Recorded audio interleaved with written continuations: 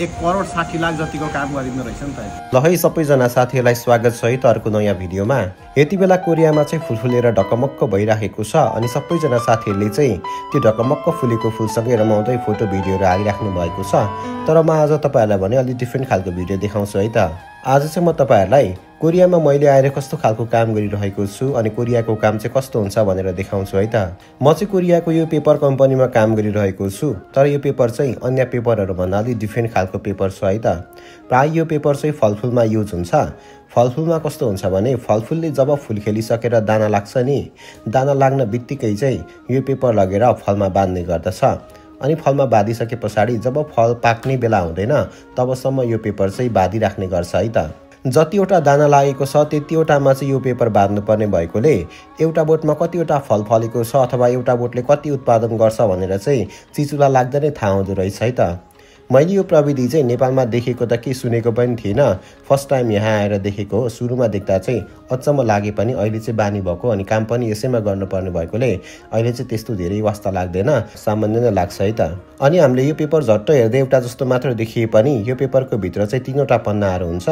अनि यो पेपर बनाउनको लागि चाहिँ हामीले मेसिनको सबैभन्दा पछाडि 3वटा नै कागजका ठुल्ठुलो रोलहरू यसरी राख्नुपर्ने हुन्छ है त। यसरी राखेर मेसिन स्टार्ट गरिसके पछाडि मेसिनले चाहिँ आफै काट्दै टाँच्दै कता के गर्नुपर्ने हो, कता प्रिन्ट गर्नुपर्ने हो, कति काट्नुपर्ने हो सबै मिलाएर अगाडि यसरी झारिदिन्छ।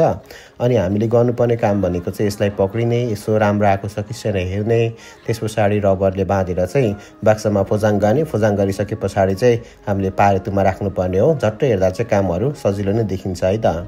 हेर्दा सजिलो देखिए पनि कागजको काम भएकोले अलिकति जोखिम चाहिँ हुन्छ है। यसमा चाहिँ अब सानोतिनो मिस्टेकहरू भयो भने फुल्याङ जाने जोखिम भएकोले हामीले अलिकति केयर भएर नै काम गर्नुपर्ने हुन्छ है त। तर यो मेसिनले चाहिँ 1 मिनटमा 200 देखि 300वटा पन्नाहरू झार्छ अनि हामीले एक बिट्टामा चाहिँ 100वटाको बिट्टा बाँध्नुपर्ने भएकोले अलिकति बिस्तारै नै काम गर्दा पनि हुन्छ, तर कागजको काम भएकोले अलिक केयर चाहिँ गर्नुपर्छ है त। लगभग आजको काम चाहिँ सकिसकेको छ अनि अन्तिममा चाहिँ आज कति बाक्सा काम गऱ्यौँ हामीले भनेर त लेख्नुपर्ने हुन्छ है त। त्यतिकैमा लेख्दै गर्दा चाहिँ दाइ आइपुग्नु भएछ अनि दाइले छोटो भिडियो बनाइदिनु भयो मेरो। 80 बाक्साको चाहिँ लगभग कति पर्यो हिसाब गरेर निकाल्नु त? 80 बाक्साको त कति पर्यो अब हिसाब गर्दाखेरि? एक बाक्सालाई 10,000 भनेपछि 10 बाक्सा कि 1 लाख भइहाल्यो।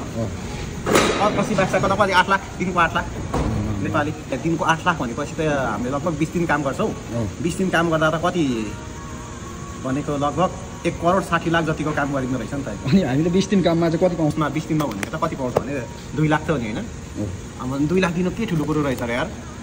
ल है आजलाई चाहिँ भिडियो यति नै। अब हाम्रो कामसाम सबै सकिसकेको छ। आज फ्राइडे भएको कारणले चाहिँ भोलि र पर्सिको दिन बिदा छ अनि आज चाहिँ हामी अब आफै खाना बनाएर खाँदैछौँ। तर आजको खानामा चाहिँ मासु छैन है हाम्रो, किनभने हामीले अघिल्लो हप्ता किनेको मासु चाहिँ सबै सकिसकेको छ। त्यही भएर आज चाहिँ हामी अन्डासँग खाना बनाएर खाँदैछौँ। अन्डा पनि छ, यता रामेन पनि छ, छाना त सबै कुराहरू छ, के मन लाग्छ त्यही खान्छौँ है त। ल आजलाई भिडियो यति नै। तपाईँलाई कस्तो लाग्यो कमेन्ट गर्नुहोला र अर्को भिडियोमा फेरि भेट्नेछौँ। Good night, bye by.